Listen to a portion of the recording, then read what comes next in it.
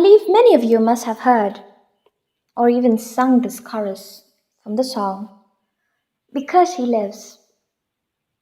Because He lives, I can face tomorrow.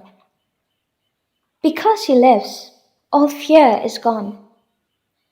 Because I know He holds the future, and life is worth the living just because He lives. But how many of us, when faced with difficulty, with hardships, persecution, pain, or the uncertainty of the future, can say with confidence, because He lives, I can face this difficulty. Because He lives, I can face this pain. Because He lives, I can face whatever comes my way. The problem with many of us, including I, is that we suffer from spiritual amnesia. In other words, the tendency to forget God, to forget His word, His promises, to forget who He is and all that He's done for us, His faithfulness towards us. And when this happens, we lose our perspective.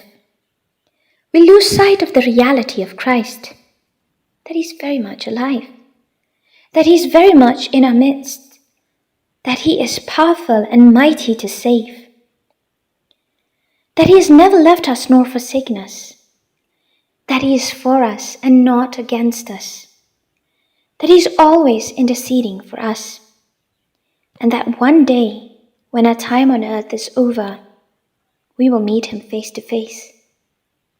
Isn't that a glorious hope?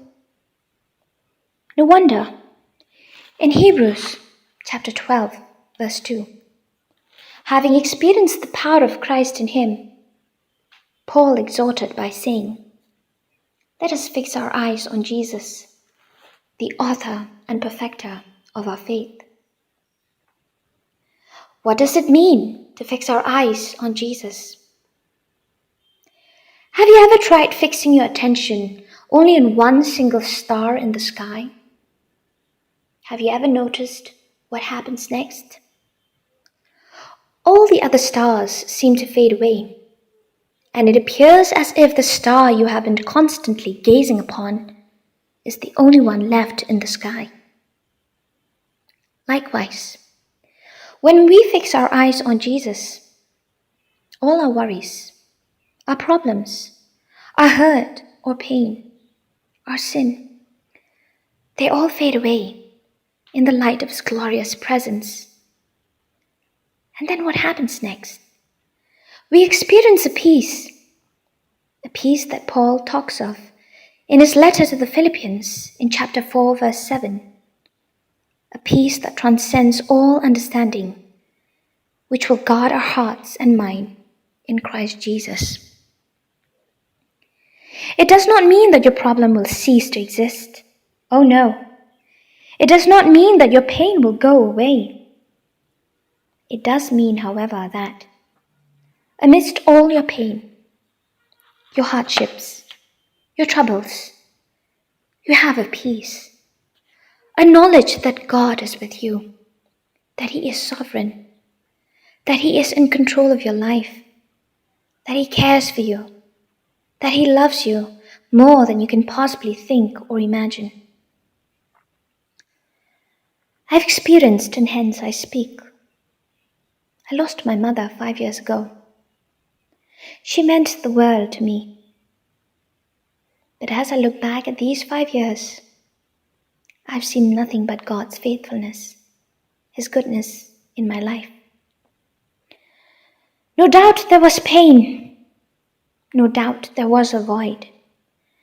No doubt there were times when I felt a sense of hopelessness about the uncertainty of the future, that everything seemed so pointless and meaningless, where I just wanted to give up.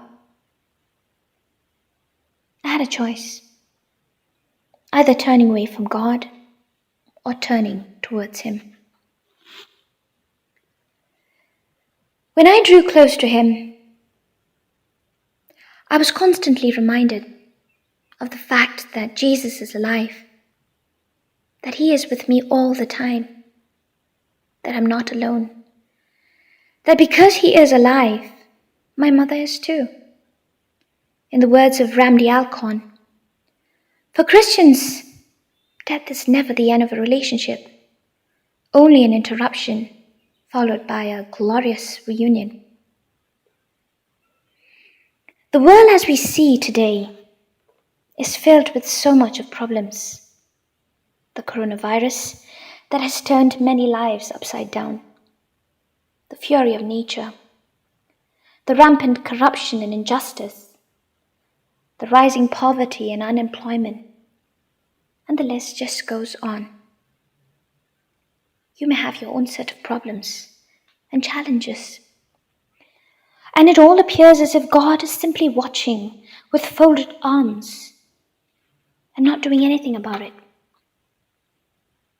But I pray, let us remind ourselves today, including I, that Jesus is alive and not dead, that He is still seated on the throne, that He is sovereign above all. He is still in control.